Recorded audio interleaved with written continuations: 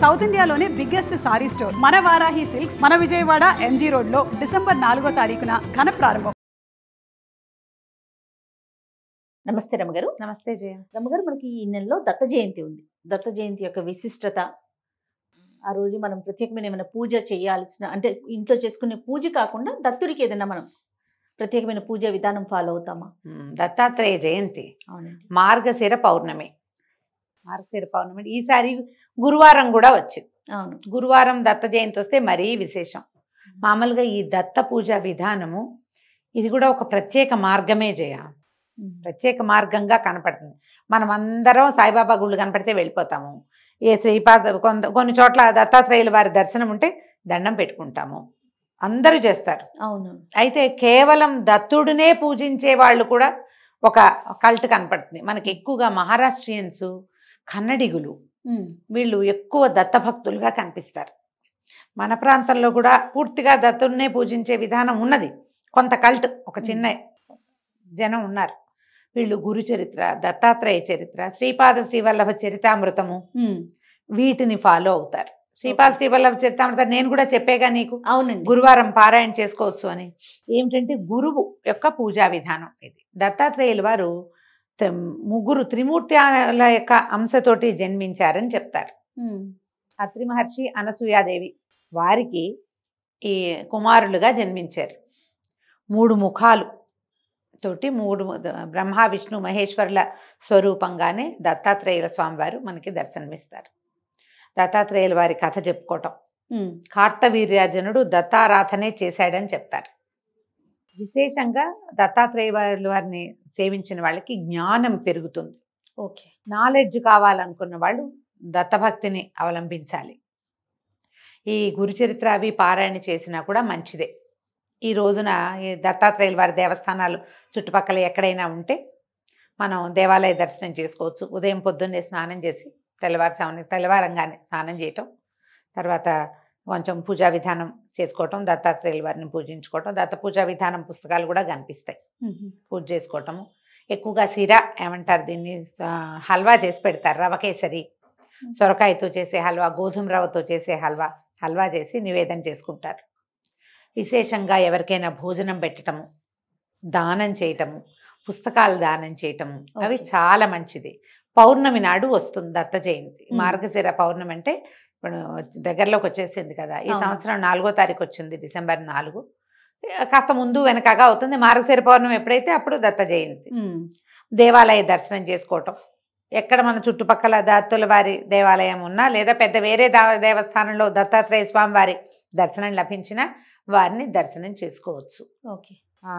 తర్వాత పటిక బెల్లం లాంటిది పంచిపెట్టటము, పటిక బెల్లం పంచిపెడతారు. పుస్తకాలు పంచిపెట్టచ్చు. ఏదైనా గురుచరిత్ర లాంటిది పారాయణ చేసుకోవచ్చు. గురుచరిత్ర పుస్తకాలు కూడా ఎవరికైనా ఇవ్వచ్చు ఈ రోజున. అది కూడా చాలా విశేషమైన ఫలితాన్ని ఇస్తుంది. ఈ గురుచరిత్రలో మనకి దత్తాత్రేయుల వారి ఆయన శ్రీపాద శ్రీవల్లభులుగా జన్మించింది. ఈ చరితామృతంలో ఈ దత్తాత్రేయుల వారు పుట్టిన కథే కాకుండా ఆయన అవతారాలుగా భావించేటువంటి శ్రీపాద శ్రీవల్లభులు, తర్వాత నృసింహ సరస్వతి స్వామి, ఇట్లా ఆ పరంపరలో జన్మించిన వాళ్ళు చాలా మంది కథల్ని మనం అందులో చూస్తాం. దత్తులది ఒక పరంపర. ఓకే. ఆయన అంశతోటి జన్మించిన వాళ్ళ గాథలు కూడా మనకు ఆ పుస్తకాల్లో కనిపిస్తాయి. మేము ఎక్కడికి వెళ్ళాం, మాణిక్ నగర్ అని ఒక చోటకు వెళ్ళాం. ఈ మహారాష్ట్ర బార్డర్స్ అక్కడ, అది కూడా దత్త సంప్రదాయమే. తర్వాత అక్కల్కోట్ ఒకటి వెళ్ళాం, గాణ్గాపూర్ వెళ్తారు. ఇవి కాకుండా మళ్ళీ మనకి ఇంకొకటి ఉంది, కురుంగడ్డ అంటారు, కురువపురం. ఇవన్నీ కూడా దత్త సాంప్రదాయాన్ని అనుసరించే దేవస్థానాలు మనకి మన ప్రాంతాల్లో కనపడేవి. తర్వాత ఏమో పీఠికాపురంలో కూడా దత్తాత్రేయ స్వామి వారిది దేవాలయం. శ్రీపాద శ్రీవల్లభులు అక్కడ జన్మించారు. ఓకే. మనకి పురుహూతికాదేవి కుకుటేశ్వర స్వామి దేవస్థానం ఉందా, అక్కడే మనకి దత్తాత్రేయ దర్శనం కూడా లభిస్తుంది. శ్రీపాద శ్రీవల్లభులు అక్కడ దర్శనం ఇస్తారు. ఇక్కడి నుంచి మొదలుపెట్టి ఈ అక్కల్కోటు ఇవన్నీ కూడా లైన్గా చూడొచ్చు మనకు దేవాలయాలు కూడా. ఏదైనా ఒక సందర్భం కుదిరినప్పుడు అలాంటి చోటకు వెళ్తే మంచిది. పైగా ఈసారి ఏమైందంటే గురువారం రావటం వల్ల ఇది మరింత విశేషంగా కనపడుతుంది. ఔదుంబర వృక్షమే ప్రత్యేకమైన పూజా విధానంగా చెప్తారు. ఔదుంబరం అంటే ఏమని చెప్పాలి, మన మేడి చెట్టు అంటాం కదా. ఈ మేడి చెట్టులో దత్తాత్రేయుల వారు నివసిస్తారని ఒక ప్రఖ్యాతి. ఆ చెట్టును కొట్టకూడదు, దేవతా వృక్షంగా భావిస్తారు. ఔదుంబర వృక్షానికి ప్రదక్షిణ చేసిన, ఆ చెట్టు కింద కూర్చుని జపం కానీ ధ్యానం కానీ చేసుకున్న విశేషమైన ఫలితం లభిస్తుంది. మనకి ఈ దత్తక్షేత్రాలన్నిట్లలోనూ ఈ ఔదుంబరాలు కనపడతాయి విశేషంగా. అవును. స్వామివారు దాని మూలంలో నివసిస్తారని చెప్తారు. ఆ చెట్టును కొట్టకూడదు, దండం పెట్టుకోవటమే. ఎక్కడైనా మేడి చెట్టు కనపడితే దానికి నమస్కారం చేయాలి.